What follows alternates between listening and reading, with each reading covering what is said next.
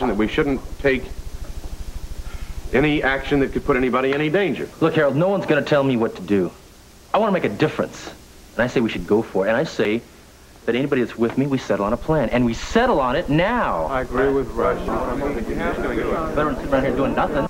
I can assure you, Lucy, that I wasn't trying to butter you up. All the compliments that I give are sincere. Oh, okay. My name is Lucille. Lucille. Right. Tell me something. What is it you want to see Dr. Phillip about? Well, it has to do with one of my patients. It's a GYN problem. I was hoping Dave might be able to help me. Kind of strange. Why is that? Well, it's just strange that with all the OB-GYNs, you must know that you'd want to consult a doctor that hadn't even practiced in that field for over 4 years.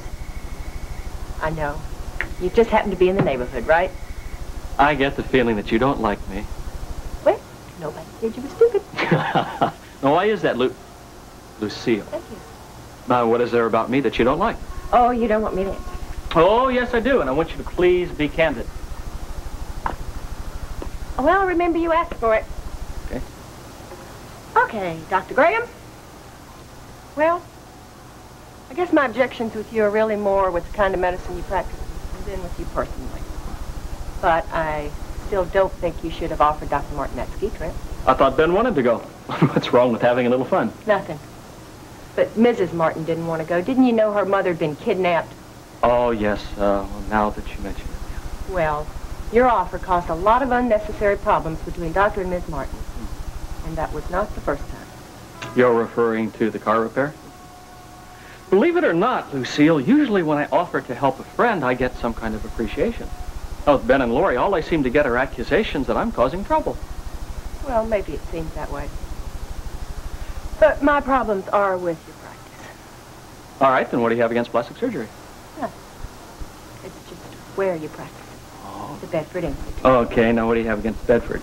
Okay, well, for one thing, the Institute specializes in superficial medicine. For another thing, I read about those 3 women that died under mysterious circumstances there. Something tells me it's going to be difficult to explain this to your satisfaction, but will you let me try? Okay. Give it your best shot. Now, it's true. Clients of the Bedford are, for the most part, very wealthy, and the surgery is elective. But the work that we do is no less important. Now, what we try to do is to boost the self-image of our patients, whether it's a facelift or breast augmentation, whatever. Now, Lucille, there's nothing wrong with wanting to improve someone's self-image, is there? No.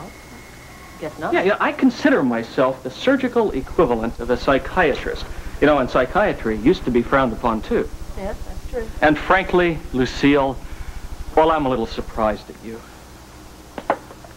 Oh? Yeah. What?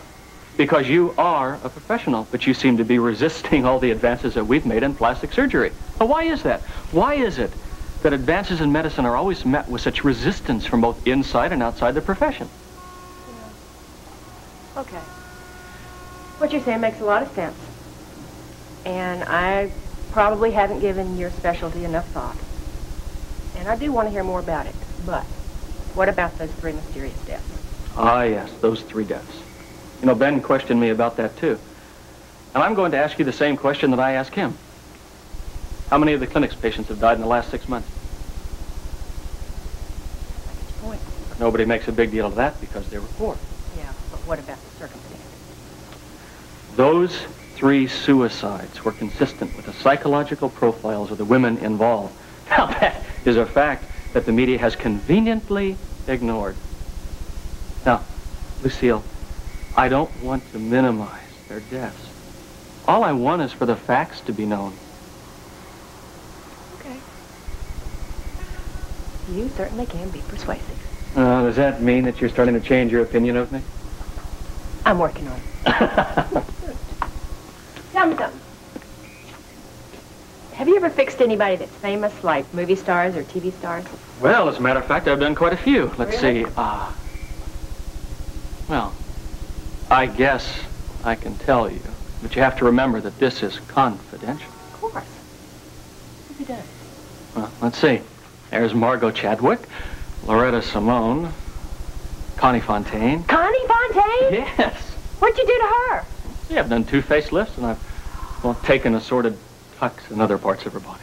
Is that right? Yeah. That's why she looks so good? was wondering why she looks the way she does, and I look the way I do. I mean, we're exactly the same age.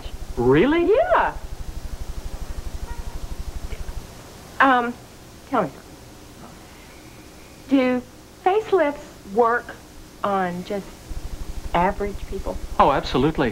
You know, in fact, celebrities make up only a very small percentage of my practice. Well, how about, like me, for example? Can anything be done?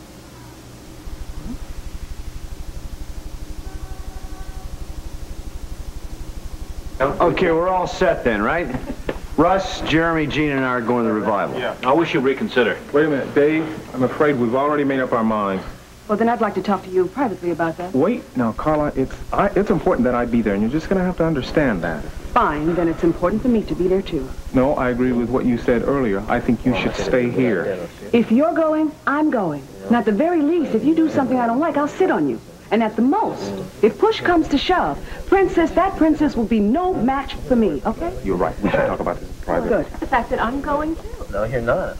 I'm sorry, but Lance is going to be there. There'll be a lot of danger. I can't take that risk. No, oh, wait, okay, just think about this. It's going to be very, very crowded there. I'll just be one of many people. Lance wouldn't even notice. No, There? I can't take that chance. Can't risk that with Jeremy, I want to be with you. I want to help you if I can. you. You know. I do, and if nothing else, think I'll be there and I'll be praying all the while. No, of course. Oh. Okay, everybody, coffee. Oh, Terry, thank you very much. I'm afraid it's going to have to be a quick cup, though. Okay, Harold, ready to leave now? Yeah, I think we're just about ready. None for me then. Okay. Okay, the plan of action is this. Okay, Russ and Jeremy are going to try and find Lance, and Gene and I will try and find the princess. So is anybody else coming? Not me. I've had enough excitement over that Dar Salaam. You'll have my prayers. Mine, too. You better count me out, too. Well, I have to go. Mom, I really wish you wouldn't go. Oh, now, Gene, you know I have to go. The Reverend Guthrie's counting on me. I'll be there, too. All right. Yeah, somebody's got to be the voice of reason.